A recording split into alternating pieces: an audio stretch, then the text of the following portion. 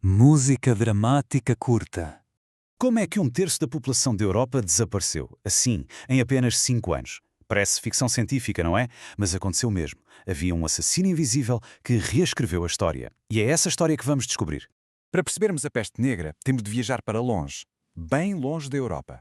A origem de toda esta catástrofe está num sítio que, na altura, ninguém imaginaria. Pois é, a praga não começou nas cidades europeias, por muito sujas que fossem. Começou nas vastas estepes da Ásia. E o paciente zero, não foi uma pessoa. Foram roedores selvagens, como as marmotas, que já carregavam a doença sem fazerem a mínima ideia. Foi ali que tudo começou, em silêncio. O mecanismo de contágio é quase assustador de tão simples. Ok, vamos por partes. Tudo começa com uma bactéria que vive dentro de uma pulga. Essa pulga, por sua vez, vive no pelo de um rato. Quando esse rato se aproxima de uma aldeia, à procura de comida, a pulga salta e encontra um novo alvo, um ser humano. E bastava uma única picada para injetar a morte diretamente na corrente sanguínea. E aqui está ele, o cérebro por trás disto tudo, a bactéria Yersinia pestis. E olhem que ela é incrivelmente astuta. O que é que ela faz? Bloqueia o sistema digestivo da pulga, o que a deixa permanentemente esfomeada. A pulga, em desespero, morde sem parar. E a cada dentada, ela basicamente vomita milhares e milhares de bactérias para dentro da vítima. É um mecanismo de infecção perfeito. Ok, então já sabemos o que era a doença e de onde veio. Mas a grande questão é, como é que ela conseguiu viajar milhares de quilómetros até chegar à Europa? A resposta, como tantas vezes na história, está no comércio.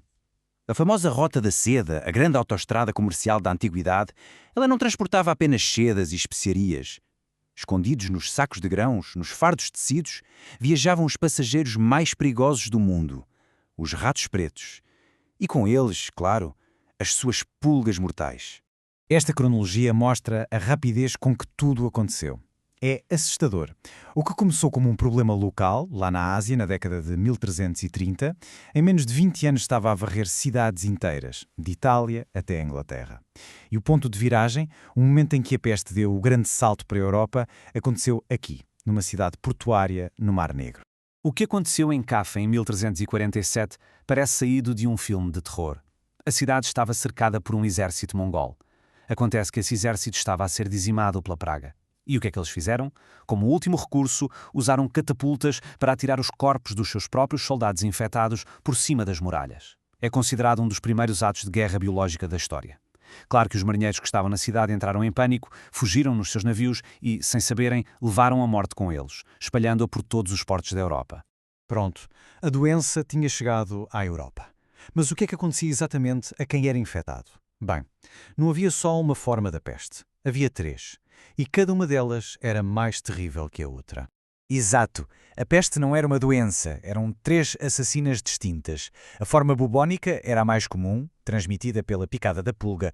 Depois a pneumónica, que atacava os pulmões e se espalhava pelo ar, simplesmente por se tossir ou respirar perto de alguém.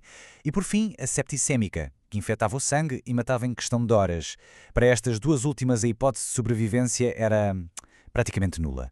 O nome peste bubónica vem precisamente disto, os bubões. E o que eram? Eram inchaços gigantes e muito dolorosos dos gânglios linfáticos. Sabem, nas virilhas, axilas, pescoço. Basicamente, era o sistema de defesa do corpo a entrar em colapso na luta contra a bactéria. Podiam chegar ao tamanho de uma maçã e era um sinal mais visível e mais temido da doença. E as cidades medievais, bem, eram um cenário perfeito para este desastre. Pensem nisto. Ruas estreitas, cheias de lixo e esgotos a céu aberto, casas de madeira e palha, apinhadas umas nas outras, um verdadeiro paraíso para os ratos. Tudo isto transformou os centros urbanos em autênticas armadilhas mortais, onde a doença se espalhava sem controle nenhum. Com a doença a alastrar como um incêndio, o impacto na sociedade foi total. Isto não era apenas uma crise de saúde. Para as pessoas daquela época, era literalmente o fim do mundo como o conheciam. Vamos parar um segundo para pensar neste número. 50%. Metade. Imaginem que, de um dia para o outro, metade das pessoas que fazem parte da nossa vida desaparece. Vilas inteiras foram riscadas do mapa. A escala desta tragédia é algo que hoje nos custa sequer a conceber. E para piorar tudo, ninguém fazia a mínima ideia do que o estava a atingir. Os médicos da altura achavam que a culpa era dos miasmas, ou seja, ares ruins, maus cheiros. Outros culpavam o alinhamento dos planetas, ou então viam tudo como um castigo de Deus. Os tratamentos que usavam, como sangrias, não só eram inúteis, como muitas vezes até apressavam a morte. O medo constante da morte levou as pessoas a reagirem de formas extremas. Uns fugiam e isolavam-se completamente. Outros, pelo contrário, entregavam-se a festas e excessos, pensando que cada dia podia ser o último. As regras da sociedade simplesmente deixaram de existir. Havia quem abandonasse familiares doentes.